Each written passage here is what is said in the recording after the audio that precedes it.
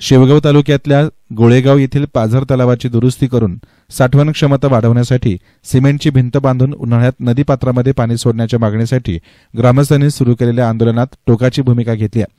आंदोलनाच्या 3 दिवसांनंतरही प्रशासनानं कोणतीही दखल न घेतल्यानं ग्रामस्थांनी जलसमाधी घेण्यासाठी पाण्यात उतरून आंदोलन सुरू केलंय।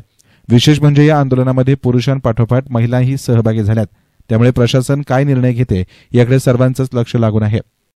या तलावाच्या पाझर तलावाची भिंत वाढवणे, त्याच्या जागी मोठी कॉन्क्रीटची भिंत उभारून या तलावाचं पाणी नदी पात्रात सोडून सगळ्या शेतकऱ्याला एक पाण्याचा विषय कसा असतो की धरण उशाला आणि कोरड घासाला तलाव आहे, पण याच्या पाण्याचा कुठलाही उपयोग आम्हाला या गावकऱ्याला नाही आहे। तर आमच्याच गावचं जाऊ द्या, तर किमान आमच्या गावाच्या खाली 10 ते 15 गावं ओलिता खाली येतील। या मागणीसाठी आम्ही सातत्याने 2014 पासून गोळेगावचे सर्व ग्रामस्थ एकजुटीने एकमुखाने आम्ही सातत्याने पाठपुरावा करत आलो। 10 ते 11 वर्ष झाले, पण याची कुणीही दखल घेतलेली नाही। जो 72 साली ज्यावेळेस हा तलाव झाला, हा दुष्काळात फक्त शेतकऱ्याची एक नागरिकाची उपजीविका भागण्यासाठी, त्यांना रोजगार निर्माण करून देण्यासाठी शासनाने केला होता। पण त्याच्यानंतर त्याच्यातली एक मूठभर सुद्धा माती शासनाने याच्यातली काढलेली नाही।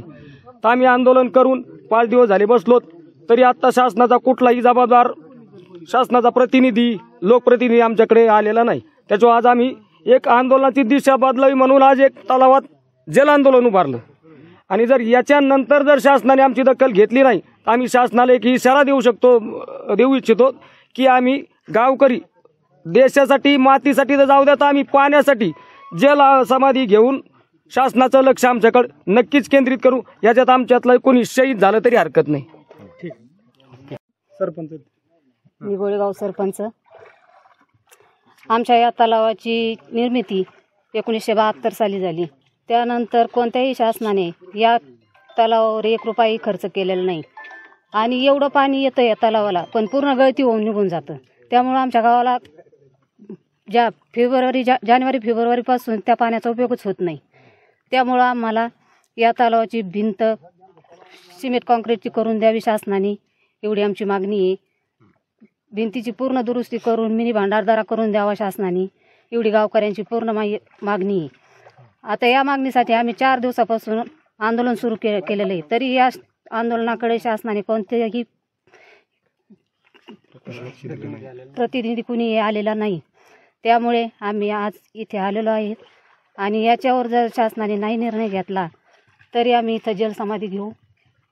आणि मला तरी असं वाटतं की या कामाची पूर्णता जसं आम्हाला आपल्या महाराष्ट्राच्या मंत्री पंकजाताई मुंडे साहेब यांनी बोदेगाव भगवानगड रस्ता त्यांनीच दिला, तसं या तलावाचा मिनी भांडारदारा पंकजाताई साहेबच करून देत्यानं आम्हाला, एवढी मला खात्री आहे।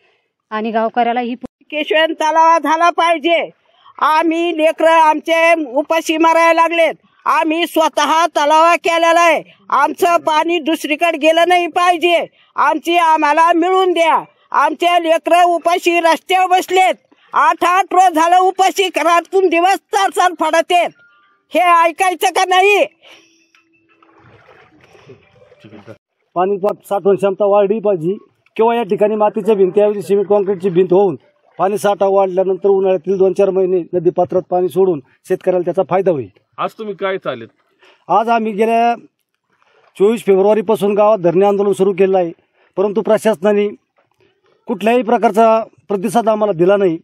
कोणीही आमच्याकडे आजपर्यंत फिरकलं नाही आणि ते शासनाचं आणि प्रशासनाचं लक्ष या मागणीकडे केंद्रित करण्यासाठी आज या ठिकाणी आम्ही पाण्यात उतरून आंदोलन सुरू केलेलं आहे। पुढची भूमिका नेमकी काय? यानंतरही शासनाने जर आमच्या मागण्या दुर्लक्षित केल्या तर या ठिकाणी आम्ही सर्व गावकरी पाण्यात जलसमाधी घेणार आहोत। येस9 मीडियासाठी प्रतिनिधी संदीप देहड्राय, शेवगाव।